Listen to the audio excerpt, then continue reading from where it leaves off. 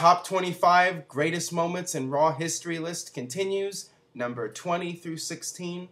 Let's start off with number 20. DX's Parody of the Nation, 1998. DX was feuding with the Nation at the time, and all of a sudden they come down to the ring dressed up like the Nation. Now, this was sort of a knockoff of a WCW segment where the NWO did a parody of the Four Horsemen and they dressed up like the Horsemen, but this was different because the NWO segment was a little bit more malicious. It was the NWO as heels mocking the good guys. In this case, it was the good guys coming out and mocking the bad guys. So it was a lot easier to laugh and play along with this, and these guys were all tremendous. It was very funny. Triple H was dressed up like The Rock, and he did a great job. And you had Jason Sensation out there who was spot on with his impression of Owen Hart. Just if you watch that segment, Jason Sensation had you rolling on the floor. He was just so damn good at making fun of Owen Hart. What do I look like, an aardvark? Just great segment here. One of the funniest segments that WWE ever produced. Number 19. Bret Hart uses profanity on live television, 1997.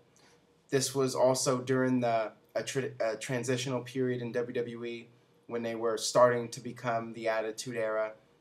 And Bret Hart had lost the steel cage match to Psycho Sid. This was a storyline where Bret Hart was on this downward spiral. He was losing match after match. Steve Austin was really getting under his skin. And Vince McMahon gets in the ring and says, "You got to be terribly, terribly frustrated." And then Bret Hart shoves him to the ground and says, "Frustrated isn't the goddamn word for it. This is bullshit. You screwed me, everybody screwed me, and nobody does a goddamn thing about it." And this was unheard of. Bret Hart out there using profanity, no censors. You never heard something like this before, and see somebody get this angry. So this was really cutting-edge television and extremely shocking to watch something like this and watch one of your childhood heroes just completely lose it. So this was a big deal at the time, and this was something that made you want to tune in to Raw to see what was going to happen next. It really made Raw an unpredictable show. So this was a key segment right here.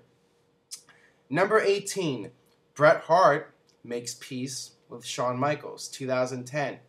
This was Bret Hart's big return to the WWE after 13 years.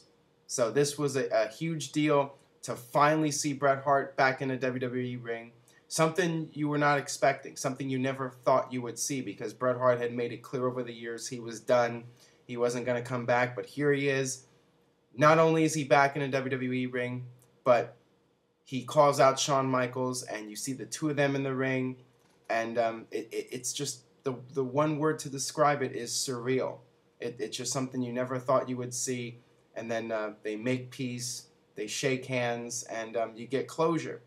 All the years of tension between the two of them, you had, and going back to earlier on the list, Shawn Michaels coming out of Montreal and completely mocking Bret Hart, and constantly on WWE TV, not just WWE, but in TNA and in WCW, had all these references to the Montreal Screwjob. So it was something that was always talked about and always brought up. And now you finally get your big closure. So this was definitely one of the most memorable segments in Raw history, for sure.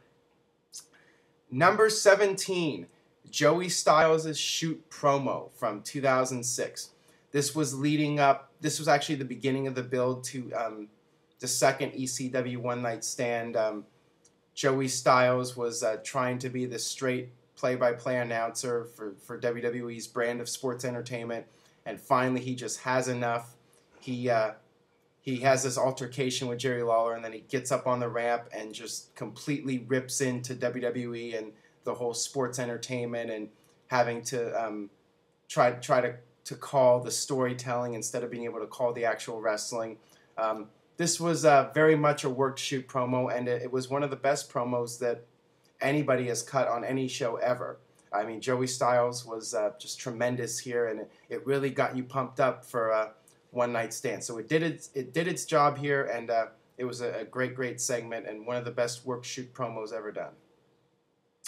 Number 16, Steve Austin attacks Vince McMahon with the Zamboni. This was 1998. This was the night after, I forgot the name of the pay-per-view, but Vince McMahon had screwed Steve Austin out of the title, and he was going to crown a new champion. You had the red carpet in the ring. You had the title belt on a plaque, and Vince McMahon was going to name the new champion. But then all of a sudden, you have Steve Austin. First of all, Vince McMahon is surrounded by security, so it looks like there's no way Steve Austin's going to be able to get to him. But they cut to the back. Steve Austin is on this huge Zamboni, and the security guards are unable to stop him. And he runs over the cords, and the power goes out, which really added to the segment because it made it even more feel like it was out of control, and it felt more real that way. So the sound was out. The sound was out of sync. Steve Austin comes down to the ring, all the way down to the ring, and the crowd is just going crazy. He gets up on the Zamboni, flips off Vince, and then just dives over the top rope and starts beating the hell out of Vince McMahon. Crowd is going crazy. It's all hell is broken loose. And then Vince McMahon goes to the back, and Steve Austin's being loaded into the police car, and Vince is like, "You go to jail, you son of a bitch. You go to jail." Just awesome, awesome segment, and one of the all-time great Austin versus McMahon moments right there.